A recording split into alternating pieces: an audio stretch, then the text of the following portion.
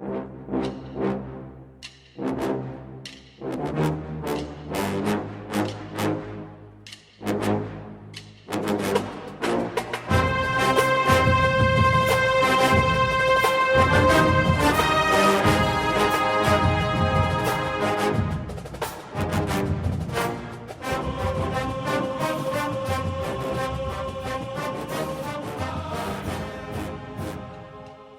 morning, Bucknutters. Welcome to the Bucknuts Morning 5 here on Wednesday, January 15th, 2020. I am Dave Biddle, very happy to be joined by the People's Champ, Matt Baxendell. Bax, let's start out with running back recruiting. As the Buckeyes try and finish up this 2020 class, they have Mayan Williams in the class from Cincinnati Winton Woods. They want to add one more, if possible, by the late signing day next month. Down to Zach Evans and Jahmyr Gibbs, it looks like. If they can get one of those two, I think they'd be happy. Although I don't know about Zach Evans. I mean, where do you come down, Bax, on the Zach Evans debate? Do you think Zach Evans would be a take for Ohio State? You know, it's a really weird situation with everything that's gone on in his recruitment. It seems like there's not a lot of guidance for the kid, and it seems like he's had a little bit of immaturity along the way. But on the flip side, there's only anybody's questioning whether he's one of the best running backs in the country. The kid's a 5-star for a reason. So, you know, if OSU decides to pursue him, it means they've seen enough to make themselves confident that he's not going to negatively impact the locker room. I also think people need to recognize that at times, like, we don't have, like, you know, this whole team of choir boys. I mean, there's going to be different personalities and conflict on a 105-person team. So, you know, if I think they put Brian Hartline in the lead on this. If you've watched it, you've followed Evans on Twitter. I'm sure they've been communicating. If they get him on campus, I'm sure there'll be a lot of very direct questions about, you know, what's going on. But the kid's talent's hard to ignore. And if OSU sees enough to make them confident that the kid's talent is worth the risk, then I'm all for it. I don't necessarily think that we know enough yet onto, A, whether he really has that much interest in OSU, B, as to whether OSU feels comfortable about him, and see whether or not it's going to be something that works out as a take for them.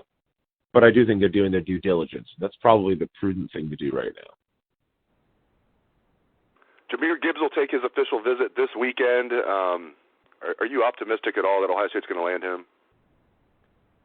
I'm still in the position of I'll have to see it to believe it, because there's a lot of Southern schools after him. Doesn't help Ohio State's cause that he's coming up when the high is going to be 25 degrees this weekend on Sunday, and it's going to pour all day Saturday in the 40s. And, you know, a rule of thumb for these Southern kids visiting is you really don't want to try to have them visit January, because normally it's pretty miserable in Ohio in January. I wish we could have got them last weekend whenever the high was like 70. That would have helped a lot. But at the end of the day, I think they're certainly in the mix for him. But I don't think they're the favorite for him. And, you know, second place doesn't really count for much in recruiting. Yeah, no doubt about that. Second place gets you nothing in recruiting. I guess maybe the portal. Now with the portal, I guess if you finish second, maybe you can circle back like they did with Antoine Jackson, the D tackle, who couldn't even get on the field this year. Maybe he will as a fifth-year senior this coming fall. They were stacked at D tackle this year, so maybe Antoine Jackson will have a big fifth-year senior season. But, yeah, usually you get nothing if you finish second in recruiting.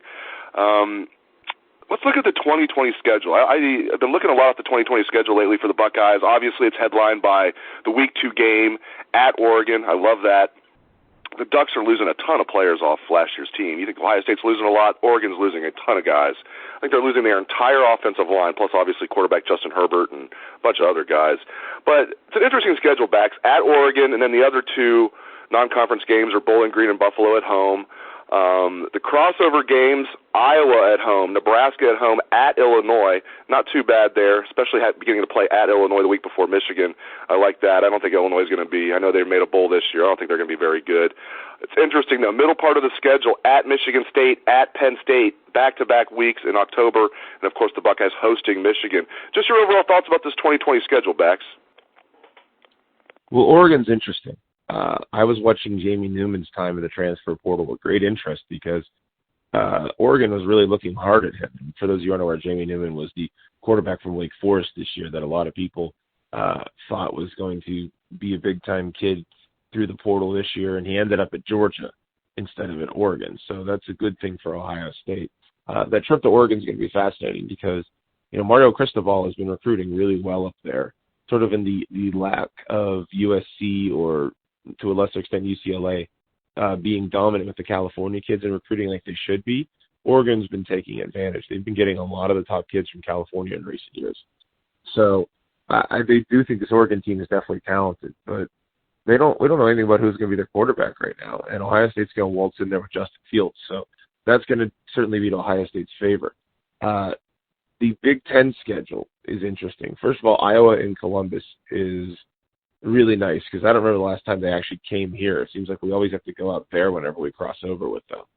So I think Ohio State fans are going to be certainly interested in seeing the Hawkeyes get blasted. That's a decent Iowa team, even though they're losing a couple of their best key players. Their offensive linemen just declared for the NFL, I believe, yesterday afternoon. So they've lost some talent. You know, AJ Epenza's gone too. But I think the back-to-back trips to Sparty and Penn State aren't as scary as maybe most people think. Sparty is not in a good spot as a program right now. That's a team that, you know, we all remember the Michigan State teams of the early teens to, you know, that were the only ones that really competed with Urban Meyer's first couple squads in the Big Ten. That program's nowhere near that right now. I don't know what's going to happen with the coaching staff for D'Antonio. There hasn't been a big shakeup like we expected them to have. Right now, D'Antonio to me seems like one of those coaches who's playing out the strength. So that doesn't scare me. The big night game against Penn State, because let's face it, it's always a frickin' night game when we go there. You know, they come to Columbus and it's a noon kickoff, but no, we go there. Man, I hope Fox is really big on that big noon kickoff this next year because I don't want to have to play another night whiteout game because things get weird when that happens. But that's probably the most challenging away game for Ohio State this year. And then, you know, the Nebraska game could be interesting. I think Nebraska is going to be the opposite of where they were going into last season. You know, a lot of us said, oh, wow, that team's really going to take a leap under Frost in his second year. Adrian Martinez is going to get better. And then they just didn't, right? They didn't make a bowl. So I think Nebraska is going to potentially be kind of an afterthought kind of program coming into this season this fall. And it wouldn't surprise me if, you know, maybe they improved to 7 or 8 wins this year. It's a slow build out there. It's not the easiest program to rejuvenate. And Frost did a great job in recruiting this year, but those guys are only freshmen. So, you know, from an Ohio State perspective, I like the crossover. There's no scary Big Ten West game. If you have to pick a team to travel to in the Big Ten West, it's probably Illinois would be the, you know, best way to put it.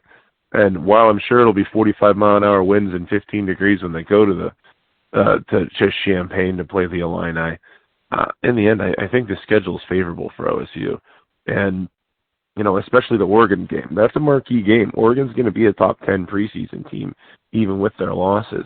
And so the ability to beat a team like that is going to look good on the resume. It's the kind of win that's going to continue to bolster the reputation of a school like OSU. But, you know, I think there's nothing in this schedule that makes me go, oh, man, that's unfair. There's no Penn State and that School of North in back-to-back weeks to close out the season like we had this year.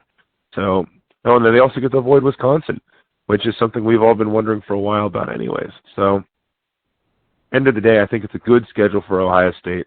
I think for what Ohio State's losing, there's nothing that's going to be exposed, quote-unquote, by, playing Oregon early. I think Ohio State actually brings back really a lot of talent. And that game will be really interesting to see how they perform, but you have to think Ohio State will be a pretty big favorite in that one. Yeah, I love that there's that marquee game that second week of the season at Oregon. It's going to be a lot of fun. Want to close the show with what I consider to be a fascinating debate. Obviously, everybody's a prisoner of the moment, and there's many debates on the front row message board right now about did Urban Meyer allow the wrong quarterback to leave when it was the Joe Burrow versus Dwayne Haskins showdown in spring ball of 2018. Urban never declared a starter. He did sit the two down and say that Dwayne was a little bit ahead of Joe after spring ball. Joe was up front saying he needed to know he was going to be the starter after spring ball or he was going to leave. Everybody, I thought, handled it in a very professional and mature manner. I just liked how everybody handled it. But beyond that, people are now saying Urban Meyer made the wrong decision because look what happened to Joe Burrow this year. I'll give my take after you give yours. Did Urban Meyer choose the wrong quarterback, or did he allow the wrong quarterback to leave after spring ball of 2018, or did he make the right call at the time? A lot of people want to pile on Urban for this. look, I've been critical about his quarterback decisions in the past.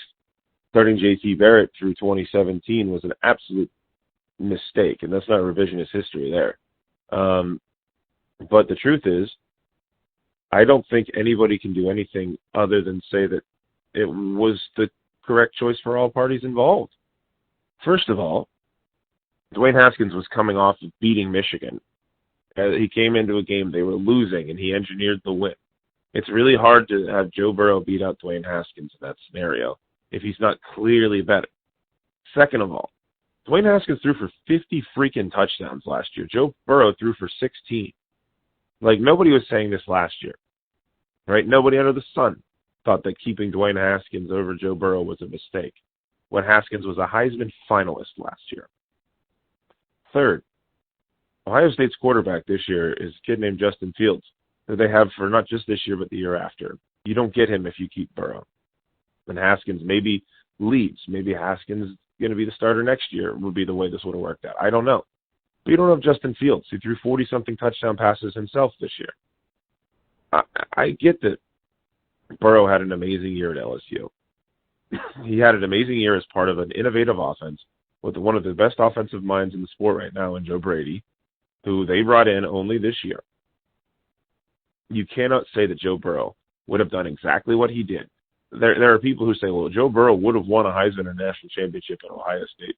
No question about it had he started. Yes, there's a question about it. You couldn't say that. You couldn't say that one bit. You in no way, shape, or form know that Joe Burrow would have done what he's done had the situation been different. Joe Burrow's development into the number one pick in the draft from a 6th or 7th rounder this year is certainly part of his own improvement, which is even more than I think a lot of us, like, there's nobody who really thought Joe Burrow was going to be a 60-touchdown quarterback in college football. You're a liar and you're insane if you believe that. This is unpredictable. It's the definition of unpredictable. And also, Joe Burrow would not have been this good had he not been in the absolute correct offense for him and had somebody come in that helped him grow at the pace he needed to. What happened was what needed to happen for all parties involved. Joe Burrow's an LSU legend now. Joe Burrow got the chance to improve from 16 touchdowns to 60 in one season. What happened for Ohio State? Dwayne Haskins was the best quarterback in the country last year throwing the football, right? And then this year, Justin Fields was right up there with any statistics anybody put up. And those two quarterbacks combined over the course of 2 seasons went 26-2. So forgive me for not being mad at Urban on this one. You know, we can debate whether J.T. Barrett should have started in 2017 till the cows come home. I would be willing to have that argument every day because he shouldn't have started J.T. Barrett, especially after the Oklahoma debacle where it was clear J.T. was not the best quarterback left on the roster.